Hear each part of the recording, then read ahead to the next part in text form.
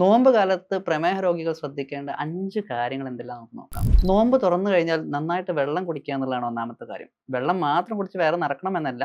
പക്ഷേ അത് ഹൈഡ്രേഷൻ എന്നുള്ളത് വളരെ ഇമ്പോർട്ടന്റ് ആയിട്ടുള്ള ഒരു കാര്യമാണ്. അതുപോലെ ഹൈ ഗ്ലൈസെമിക് ഇൻഡെക്സ് ലിസ്റ്റിൽ പെട്ട ഫ്രൂട്ട്സുകൾ നന്നായിട്ട് കൺട്രോൾ ചെയ്യുക. ഉദാഹരണത്തിന് കൂടുതലായിട്ട് ഈത്തപ്പഴം കഴിക്കുന്നതോ അല്ലെങ്കിൽ ഏത്തപ്പഴം കഴിക്കുന്നത്, പപ്പായ കഴിക്കുന്നത്, മാങ്ങ, ചക്ക പോലത്തെ സംഗതികൾ കഴിച്ച് കഴിഞ്ഞാൽ പെട്ടെന്ന് ഷുഗർ കൂടും. അപ്പം അത് ലിമിറ്റ് ചെയ്യുക അല്ലെങ്കിൽ പൂർണ്ണമായിട്ട് ഒഴിവാക്കുക എന്നുള്ളതാണ് രണ്ടാമത് ചെയ്യേണ്ട കാര്യം. മൂന്നാമത് വയറ് ഫുള്ളാക്കി ഭക്ഷണം കഴിക്കുന്നതിന് പകരം കുറച്ച് സ്പ്ലിറ്റ് ചെയ്ത് നോമ്പ് തുറന്ന ഉടനെ കുറച്ച് കഴിച്ച്, നിസ്കാരത്തിന് ശേഷം പിന്നെ കുറച്ച് കഴിച്ച്, ഇശാന് ശേഷം പിന്നെ അങ്ങനെ സ്പ്ലിറ്റ് ചെയ്ത് ഭക്ഷണം കഴിക്കുന്നതിലാണ് ഒന്നുകൂടെ ഷുഗർ രോഗികൾക്ക് ഗുണമുള്ളത്. അല്ലാതായി കഴിഞ്ഞാൽ നോമ്പ് തുറന്ന ഉടനെ തന്നെ നന്നായിട്ട് ഭക്ഷണം കഴിച്ചു കഴിഞ്ഞാൽ ഷുഗർ ഹൈ സ്പൈക്ക് ഉണ്ടാകുകയും അത് കൺട്രോൾ അല്ലാത്ത രീതിയിൽ മാറുകയും ചെയ്യും. നാലാമതായിട്ട് കാർബോഹൈഡ്രേറ്റ്സിന്റെ അളവ് പരിമിതപ്പെടുത്തുക എന്നുള്ളതാണ്. അത് ചോറാകട്ടെ, മറ്റ് മൈദയാകട്ടെ, അതുപോലത്തെ എന്തുമാകട്ടെ, ഇനി പൊരിക്കടികളോ എണ്ണക്കടികളാകട്ടെ, ഇതൊക്കെ പരിമിതപ്പെടുത്തിയിട്ടില്ലെങ്കിൽ അത് ഷുഗർ നന്നായിട്ട് സ്പൈക്ക് ചെയ്യാനും നോമ്പ് കാലത്ത് ഷുഗർ വളരെയധികം കൂടാനും അത് കാരണമാകുന്നുണ്ട്. അഞ്ചാമതായി നോമ്പിന് മുമ്പായി നിങ്ങൾ സ്ഥിരമായി കാണിക്കുന്ന ഡോക്ടറെ കാണിച്ച് മരുന്നിൽ എന്തെങ്കിലും മാറ്റം വരുത്താനുണ്ടെങ്കിൽ അത് ചെയ്ത് മുന്നോട്ട് പോകുക എന്നുള്ളതാണ്. ഇത്രയും കാര്യങ്ങൾ ശ്രദ്ധിച്ചാൽ ഷുഗർ രോഗിയാണെങ്കിലും വളരെ ഈസി ആയിട്ട് നിങ്ങൾക്ക് നോമ്പ് നോൽക്കാവുന്നതാണ്.